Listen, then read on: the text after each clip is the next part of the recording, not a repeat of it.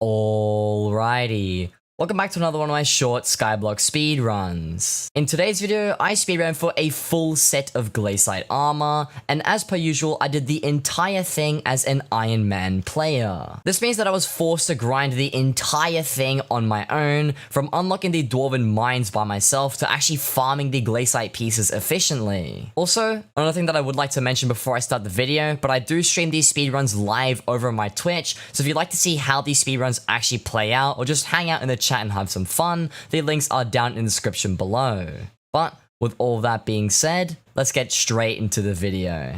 Hopping straight into a brand new speedrun here, the first step of course was to break an oak log on my island. This would enable me to craft the sticks that I was going to need for the iron pickaxe later on in this run, and with the wood in my inventory, I went over to the hub and talked to Jamie to grab my rogue sword. With the rogue sword in my possession, I then made my way over to the wheat fields to get started on farming some wheat for farming 5, because I was going to need farming 5 for later on in this speedrun, as I was probably going to have to mine sand, as I seem to always do in all my speedruns. Either way, after a quick trip at the wheat fields and hitting farming 5 pretty shortly after, I took all the wheat and seeds to the farming merchant, sold my entire inventory, and then I went over to the builder to buy a stack of wool with some of the money that I had just recently gotten. Now for some reason I thought that in this speedrun I was going to need the quick craft ability, and that's why I went over to the builder to buy the wool, because the carpenter needs a full stack of wool in order to actually unlock the carpentry skill, and at carpentry level 3 you also unlock the quick craft skill. It turns out that later on I didn't even need this at all though, so it wasn't too much of a detour, but we could have optimized the run with those extra few seconds if I hadn't done this step. But with quickcraft done and out of the way, the next step was to go to the netherwart area near the alchemist's house and just farm netherwart for a pretty long amount of time. I did a few lobby swaps at first just to get myself some entry level gear over at the merchant area,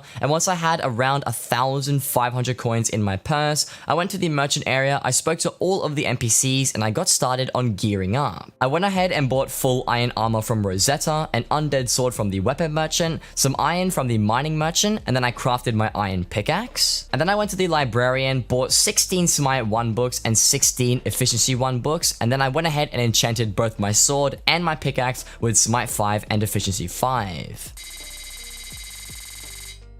Now you may be wondering, why did I put Efficiency 5 on an iron pickaxe and not a diamond one? And the reason for that is because the iron pickaxe was actually going to last us for the entirety of the speedrun, even in the combat section of this Glacite armor speedrun. And because I wanted to minimize the amount of times I had to come back to the hub, I figured that I'll get all the enchanting and all the gearing up out of the way as soon as possible, and Efficiency 5 on an iron pickaxe was more than enough for everything that we needed. That also meant that I wasn't going to have to detour to get the lazy miner's pickaxe as well, and I could go straight into the gold mines with an iron pickaxe all ready to go with no problems at all. But now that I had the Smite 5 undead sword, full iron armor, and then the Efficiency 5 iron pickaxe, someone in my chat actually recommended that I go ahead and get Fortune on the pickaxe as well. Now in theory this was a very good idea, because having Fortune to get even more materials that I was going to need for unlocking the Dwarven mines would have been a smart idea, but I didn't realize how long it was going to take me to get Fortune, so you'll see what happens next. To summarize it though, I went back over to the netherwart area and farmed a bunch of netherwart to get some money. Then I went back over to the librarian and bought a bunch of bottles of enchanting.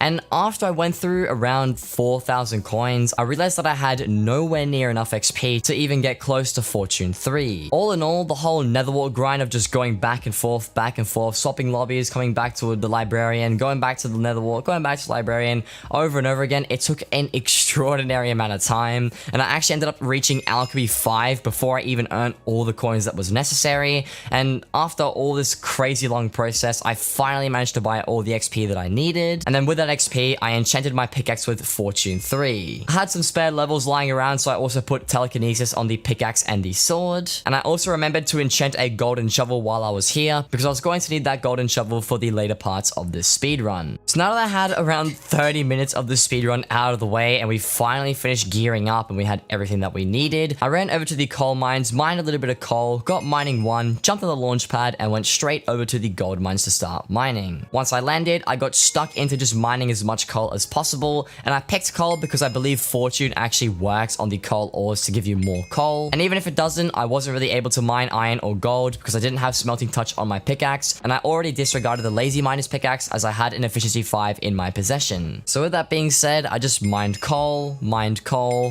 more coal, leveled up my mining quite a fair bit, and then eventually hit mining 8, which is the point in time where I believe I also unlocked the enchanted coal recipe, and that's exactly what I was looking for this speedrun. So if you haven't caught on already, unlocking the Dwarven mines has a pretty interesting set of requirements. To actually get there, not only do you have to travel to the very bottom of the deep caverns, but you also have to talk to the NPC who's next to the lift operator, whose name is Reese. Now, Reese tells you that you need to give him 10 enchanted materials, but not just any enchanted materials. You have to give him 10 enchanted of any mining material you can get your hands on, whether it be coal, iron, gold, diamonds, redstone, you name it. Pretty much all the mining materials count towards this requirement. Now, as a result, I figured that the easiest materials to go for would be coal, lapis, and redstone, because lapis and redstone drop really abundant amounts when you do mine the ores, and coal was just a very abundant resource before we even reached the deep caverns, so I could get started on that before I even reached the deep caverns to begin with. And as I also mentioned before, I do think that coal is affected by the fortune enchant, so it would have been quicker to just mine coal than it would be iron or gold, and all in all was the more efficient material to go for in this run. Needless to say, after spending a solid 15 minutes in the gold mines, it was finally time to head to the deep caverns, as I had finally reached that 10 enchanted coal milestone, where I moved on to the next stage of this run. So once we had landed in the deep caverns, the first step was of course to talk to the lift operator,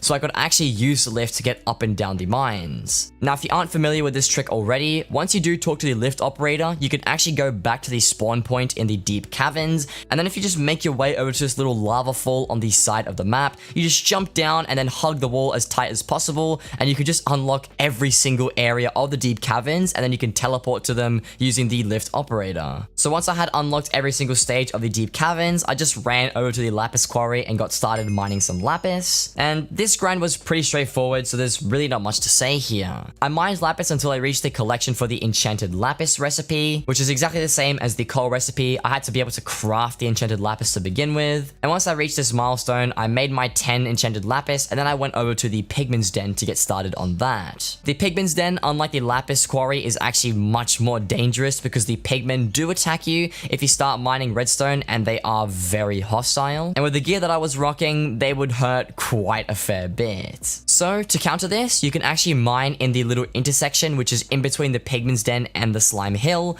because this is a really big area with lots of redstone and lots of resources, but there aren't any pigmen that spawn here because it's a really weird intersection between the pigman's den and the slime hill, so you don't really get either of those mobs. But unlike the lapis quarry and the coal area in the gold mines, I mined redstone and mined more redstone and kept mining redstone until I had finally reached the enchanted redstone recipe, where I once again crafted a bunch of redstone dust so I could get that goal of 10 enchanted redstone. Now, after I had unlocked the recipe for enchanted redstone, I didn't actually have enough redstone at the time to craft 10 of them, so I did a little bit more mining just to reach that little goal there. And once I had the 10 enchanted redstone in my possession, I went back to the hub and I sold all of my spare materials.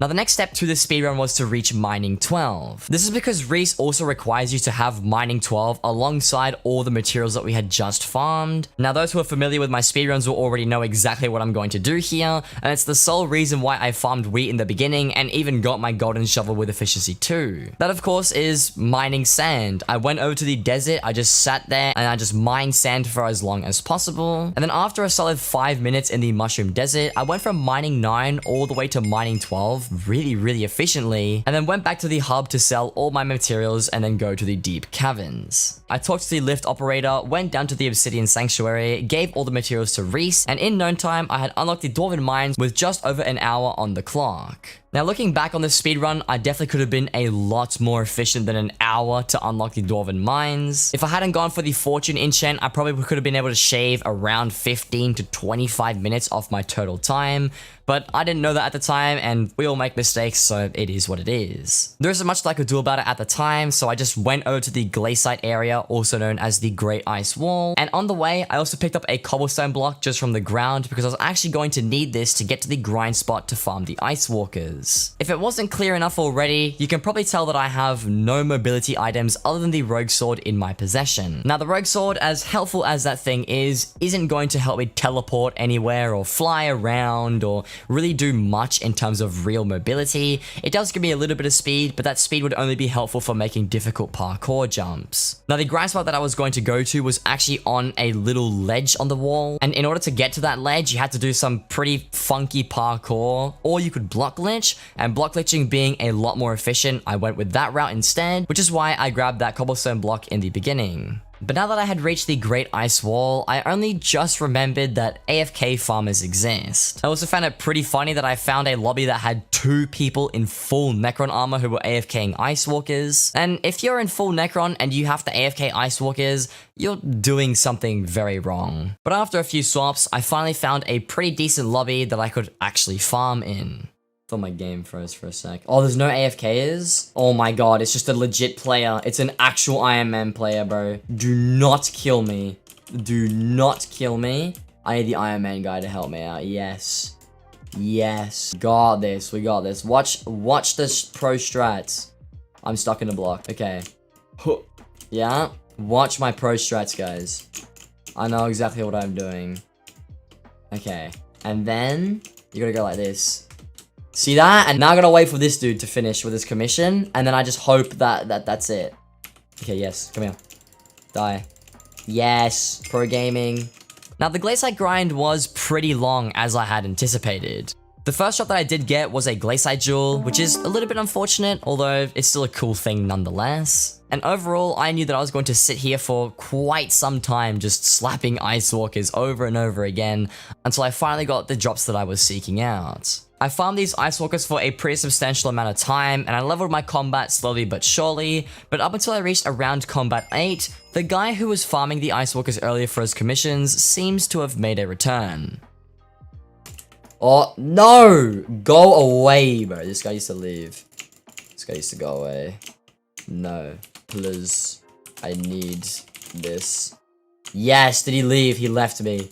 But luckily for me, he did leave us alone, which let me peacefully farm these Ice Walkers, and I could continue on with this run. Now, to say that the Ice Walker grind was easy would be quite incorrect, as there was a lot of hiccups along the way. There was another instance where some guy in full Necron armor came along, and it looked like he was going to come and AFK farm them, but he did end up leaving at some point when I ended up dying to the Ice Walkers, and I just came back again and just kept on farming them in peace. There was also a guy in my lobby who was just going around killing all the AFK farmers. He went around to the Ice Walkers first to check if there was people there, although I was there and he was pretty chill about it, and then went over to the Goblin Burrows and then just started killing AFK farmers in there instead. So it was both funny and reassuring to know that I could probably stay in this lobby. Either way, the grind continued for a very long time. I did drop a Glacite chestplate first at around an hour and 33 minutes into this run, which then was followed up by a helmet 5 minutes later. I did also get a ton of Glacite jewels just randomly throughout this run, and it wasn't until just over 2 hours where I finally got a first pair of leggings. The grind didn't stop there though. I still had to get the boots, which for some reason I just couldn't get my hands on,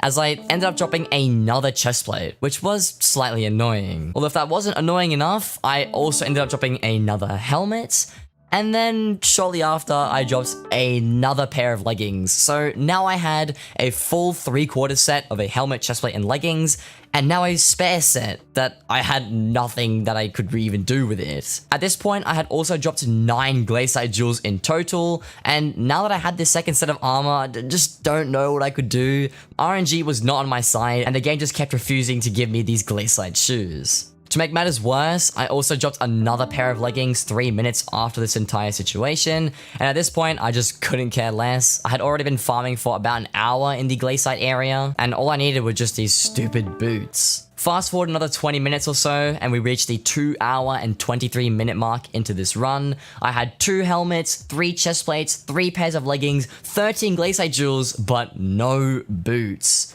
Things were looking pretty rough, although after all this time, it finally happened.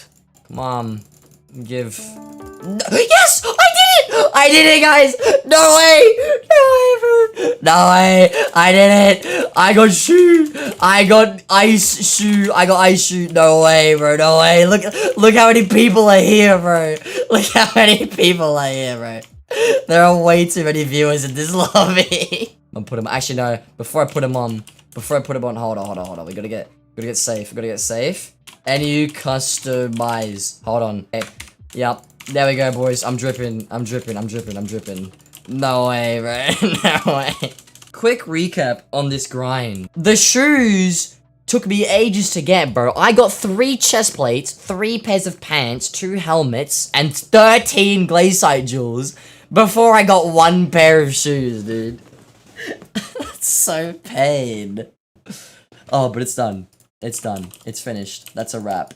I'm happy about that. Very nice. Very nice.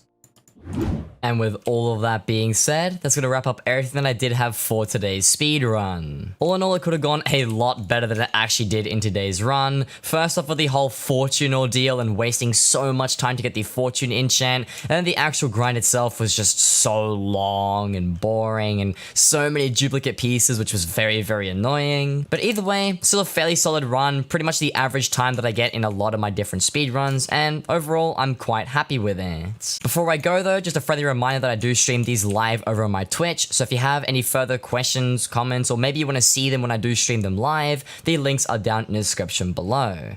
But with all that being said, that's going to wrap up everything that I did have for today's video, and as always, take care and peace. Anyway, let's go up here. Dude, there's a chest, bro. I love chests, dude. You know, the chest of a female. I just took that in a completely different context. I hope you guys are happy.